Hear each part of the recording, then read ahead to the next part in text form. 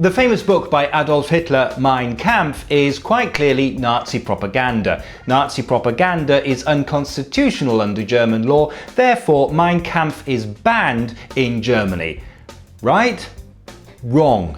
Surprisingly, it's not banned at all.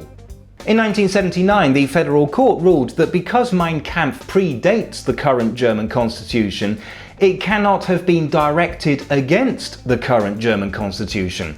Not unless Hitler had a crystal ball.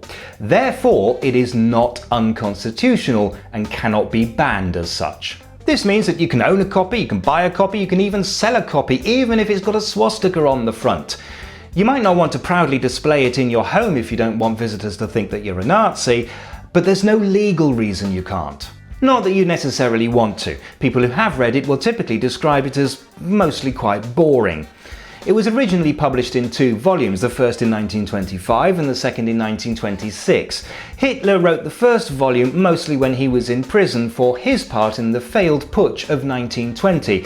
He was trying to raise money to pay for his legal bills. Although over the years he continued to expand and amend it, it basically consisted of a badly written autobiography up to the end of the First World War, mixed in with some political theory, calls for Germany to expand eastwards, and some anti-Semitic rants, including the rather interesting conspiracy theory that Jews were deliberately using prostitution to spread syphilis. But while you can buy this book in Germany, it won't be a modern copy. And that's because there is one thing you can't do, and that is print it. But this has nothing to do with any anti-Nazi laws, it's copyright law. After the war, the property of leading Nazi officials was seized. This included the intellectual property rights to Mein Kampf, which passed to Bavaria.